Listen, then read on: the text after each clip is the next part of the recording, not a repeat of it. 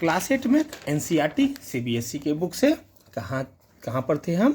Exercise 16.1 पे थे। ठीक है, एक्सरसाइज 16.1 के क्वेश्चन नंबर कहाँ पे पहुँच गए हम? क्वेश्चन नंबर 7 पे पहुँच गए। ठीक है, 7 क्वेश्चन क्या है कि ए बी वाला 2 डिजिट वाला कोई नंबर है। ठीक है, तो ए बी 2 डिजिट वाला नंबर है जिसको 6 के साथ मल्टीप्लाई करेंगे तो जो ये लेटर है सेम टू सेम लेटर यहाँ पे भी है। ठीक है, तो अभी हमको क्या करना पड़ेगा कि यदि यहाँ पे जो भी लेटर हम सोचेंगे कि हाँ यहाँ पे ये लेटर हो सकता है, तो वही तीनों सेम टू सेम जो भी हम डिजिट सोचेंगे वही सेम टू सेम डिजिट ये तीनों में भी आना चाहिए। अभी यहाँ पे 1 रखा तो यहाँ पे 1 आएगा। मान लीजिए यहाँ पे हमने क्या रखा? 0 रखा तो 6 0 जा 0 0 हुआ तो 0 यहाँ पे आया। लेकिन यहाँ पे तो हम आंख बंद करके बोल सकते हैं यहाँ भी 0 आएगा, यहाँ भी 0 आएगा, क्योंकि तीनों बी ही है ना। ये 0 है तो बी का वैल्यू यदि एक बार 0 है तो सब 0 होना चाहिए।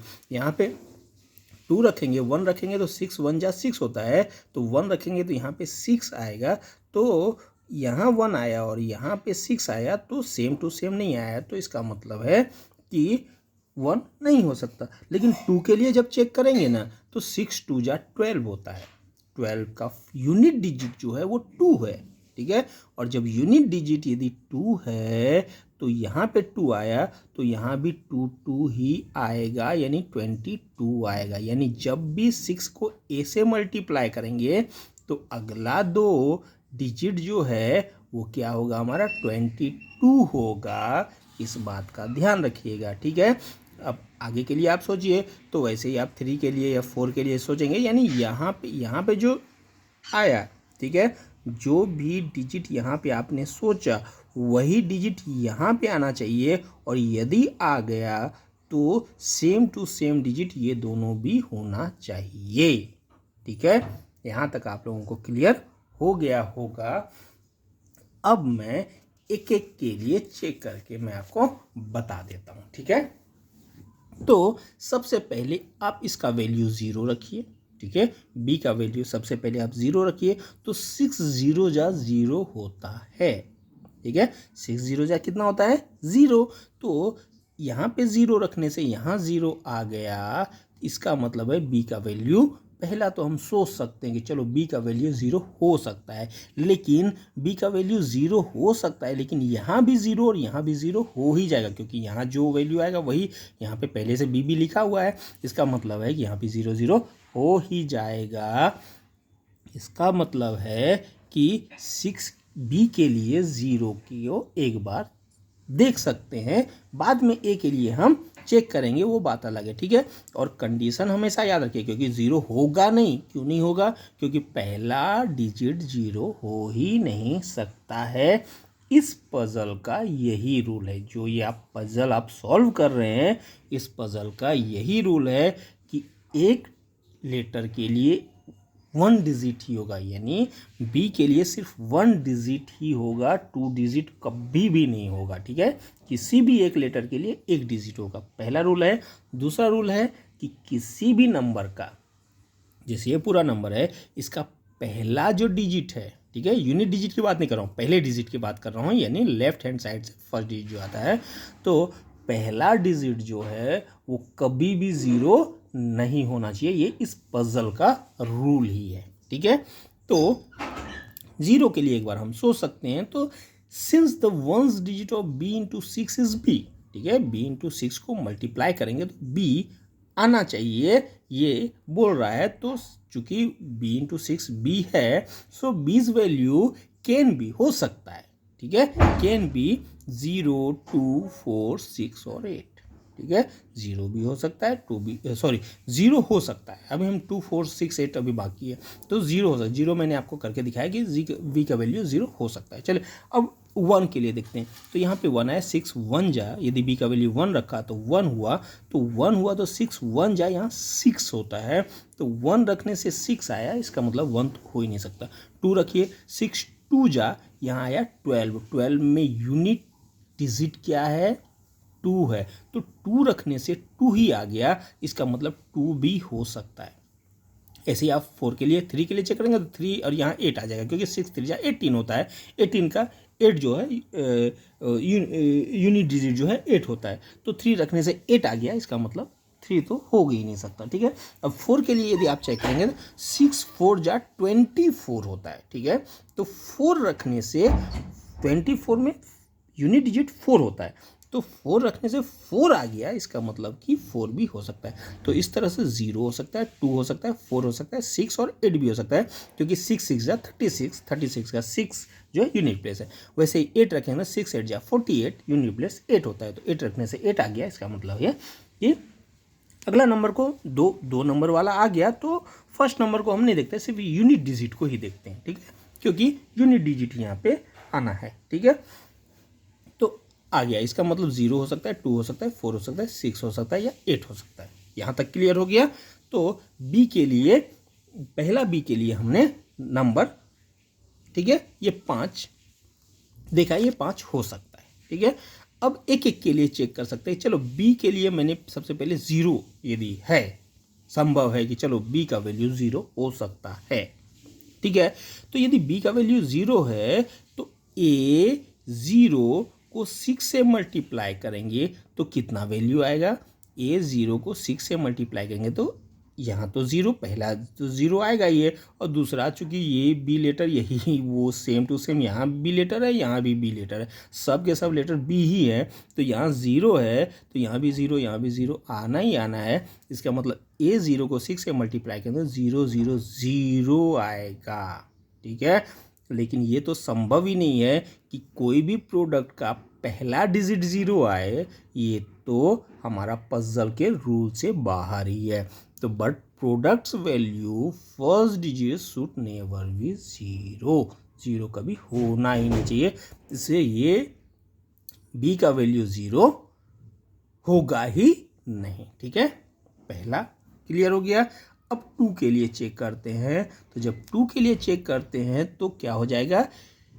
ए बी इंटू 6 है, तो ए बी का वैल्यू 2 रख दिया, तो ए 2 इंटू 6 इज इक्वल टू, अब 6 2 जा 12 होता है, 12 होता है, 2 आया, बी का वैल्यू 2 आया, यहाँ भी 2 रखे तो यहाँ भी 2 आया, आया ना। तो बी का पहला डिजिट बी है, दूसरा भी तो दोनों बी है, तो ये 2 है तो यहाँ भी तो 2 2 हो जाएगा, फिर तो आंख बंद करके हम 2 2 रख सकते हैं ना, इसको 2 माने तो ये दोनों को 2 मानना ही पड़ेगा। ये 2 ओके हो रहा है, ये 2 ओके हो रहा है, तो ये दोनों तो 2 होना ही होना है। ठीक है, होना ही होना है, तो ए 2 को 6 से मल्टीप्लाई करेंगे तो 222 आना चाहिए। ठीक है, पहले के लिए, पहले 2 के लिए ओके है, अगला 2 जो 22 है उसके लिए ओके है क्या? मतलब 6 को ए से मल्टीप्लाई करेंगे तो 22 आएगा क्या? देखिए आता है कि नहीं आता है। 6 2 जा 12 होता है, तो एक 1 जो है 12 में 1 भी है, ठीक है, 1 जो है कैरी फॉरवर्ड हो जाएगा, और 6 को ए से मल्टीप्लाई करने से क्या आना चाहिए? 21 आना चाहिए, क्योंकि कैरी फॉरवर्ड का जो A1 है वो भी प्लस करना है हमको। तो 6 ए जा 21 होता ही नहीं है। ठीक है, तो क्योंकि 6 ए जा 21 होगा तो 1 और जो कैरी फॉरवर्ड वाला 1 है वो प्लस करेंगे तो 21 और 1 22 हो जाएगा, फिर ये 22 आएगा, यानी कि 1 प्लस ए इंटू 6 और ए कैरी फॉरवर्ड वाला, तो 1 plus a into 6 is equal to 22 is not possible for as any value, है कि किसी वैल्यू के लिए 6 3 जा 8 होता है, 6 3 जा 18 होता है। ठीक है, 18 और 1 19 होगा, क्योंकि कैरी फॉरवर्ड का 1 है, तो 3 जा करेंगे तो 18 होगा और 1 करेंगे तो 19 होगा, तो 19 तो है नहीं। अब 3 के बाद 4 ले सकते हैं हम ए का वैल्यू, तो 6 4 जा 24 हो जाता है, और 1 और कैरी फॉरवर्ड वाला प्लस करेंगे तो 25 हो जाएगा, 25 तो है नहीं, यानी कम वाला भी नहीं हो रहा है, ज़्यादा वाला भी नहीं हो रहा है। इसका मतलब है कि ये जो है बी का वैल्यू 2 जो है वो पॉसिबल नहीं है। ठीक है, 2 के लिए आपने चेक कर लिया, 4 के लिए चेक कीजिए। ठीक है, बी का वैल्यू 4 यदि लिया तो ए 4 इंटू 6 इज इक्वल टू कितना होगा? तो 6 4 जा 24 होता है। ठीक है, 20 ये 4 आ गया। ठीक है, तो पहले डिजिट के लिए हमने चेक किया था, 6 4 जा 24 है। ठीक है, तो यहाँ पे 4 है तो यहाँ भी 4 4 तो आना ही आना है। ठीक है, तो अभी देखिए कि अभी हमारे पास ये दूसरा 2 डिजिट क्या है? 44 है, जिसमें कि कैरी फॉरवर्ड का 2 भी शामिल है, क्योंकि 6 4 जा 24 होता है और 2 हमारे पास बचता है, तो उसका 2 भी इसमें शामिल है। इसका मतलब ये कितना है, 6 को ए से मल्टीप्लाई करने से कितना आएगा, 42 आएगा, है ना। 6 को ए से मल्टीप्लाई करने से 42 आएगा, तभी तो कैरी फॉरवर्ड का 2 प्लस करेंगे तो 44 होगा। तो इसका मतलब 6 को ए से मल्टीप्लाई करने से 42 आना चाहिए, और 42 आता है क्या, 6 7 जा 42 होता है, ठीक है। 6 7 जा 42 होता है, उसमें 2 प्लस कर देंगे तो 44 हो जाएगा, यानी ए का वैल्यू 7 हो सकता है, ठीक है। तो देन 2 प्लस ए इंटू 6 है ना, ए को 6 से मल्टीप्लाई करना है और 2 कैरी फॉरवर्ड प्लस करना है, तो 44 आना चाहिए। ये क्या है, is possible only if a is equal to 7। यदि ए का वैल्यू 7 है तो ये पॉसिबल है। आ गया समझ में। तो ये ए इक्वल टू 7 के लिए पॉसिबल है, ठीक है। पहला पॉसिबिलिटी हमको मिल गया। अब बी का 6 के लिए चेक कीजिए, तो 6 के लिए सेम टू सेम चेक करेंगे तो ए 6 इंटू 6 हो जाएगा, 6 6 36 का 6 आया, 3 कैरी फॉरवर्ड में ए इंटू 6 के साथ प्लस होगा, तो ए इंटू 6 प्लस 3 इक्वल टू 66 आना चाहिए, यानी कुल मिला के एक 6 को ए से मल्टीप्लाई करने से 63 आना चाहिए, ठीक है। तभी तो 3 प्लस करेंगे तो 66 होगा, तो ए को 6 से मल्टीप्लाई करेंगे तो 63 आना चाहिए, ऐसा कोई नंबर है तो 6 10 जा 60 होता है, 3 प्लस करेंगे तो 63 होता है, 66 नहीं होता है, ठीक है। और 2 डिजिट वाला ए के लिए 2 डिजिट वाला नंबर हमको लेना ही नहीं है। लेकिन फिर भी एक बार फिर भी देखते हैं कि चलो 6 को 11 से मल्टीप्लाई करेंगे तो 66 होगा और 3 करेंगे 69, मतलब किसी भी तरीके से पॉसिबल। वैसे भी 10 और 11 तो ले ही नहीं सकते, लेकिन फिर भी यदि हो भी सकता था तो भी पॉसिबल नहीं है, ठीक है। तो देन 3 प्लस ए इंटू 6 को ए से मल्टीप्लाई करना है और 3 कैरी फॉरवर्ड प्लस करना है, is equal to 66 is not possible for as any digit. एक किसी डिजिट के लिए पॉसिबल ही नहीं है, ठीक है। जब 6 पॉसिबल नहीं है तो 8 कहाँ से पॉसिबल होगा, क्योंकि उसमें तो और 2 डिजिट वाला बड़ा नंबर आएगा। ले फिर भी एक बार चेक कर लेते हैं, ठीक है। तो बी का वैल्यू यदि 8 है तो ए 8 इंटू 6 इक्वल टू 8 8 8 आएगा, क्योंकि 6 8 जा 48 होता है, तो यहाँ 8 आया तो यहाँ भी 8 8 आना चाहिए, यानी यहाँ पे वैल्यू क्या आना चाहिए, 88 आना चाहिए। और 6 को ए से मल्टीप्लाई करने पे कितना आना चाहिए, 84 आना चाहिए, क्योंकि कैरी फॉरवर्ड का 4 प्लस होगा, क्योंकि 6 8 जा 48 होता है, तो 4 प्लस होगा, तो 6 ए जा 84 आना चाहिए। तो 6 ए जा 4 plus a into 6 is equal to 88 होना चाहिए, और ये पॉसिबल ही नहीं है, क्योंकि 6 को ए से मल्टीप्लाई करने से 84 आता है, 14 से मल्टीप्लाई करने से 84 आता है, ठीक है। 6 को 14 से मल्टीप्लाई करेंगे तो आता है 84, और फिर 4 प्लस करेंगे तो 88 आ जाता है। तो ए का वैल्यू 14 रखें तो संभव है, लेकिन 2 डिजिट वाले नंबर तो हमको रखने ही नहीं है, तो क्योंकि एक लेटर के लिए एक डिजिट, ठीक है। तो एक किसी भी डिजिट के लिए पॉसिबल ही नहीं है, ठीक है। तो हमारा पॉसिबिलिटी कहाँ पे आया, ए का 7 रखेंगे तभी ये संभव है। तो देयरफॉर ए का वैल्यू 7 रखिए, ठीक है, या इस तरह से आप लिखिए, देयरफॉर ए बी 6 और यहाँ लिखिए बी और बी इज इक्वल टू, ऐसा लिखिए, ठीक है। तो ए का वैल्यू क्या रखे, 7, हमने एक पॉसिबिलिटी चेक किया था।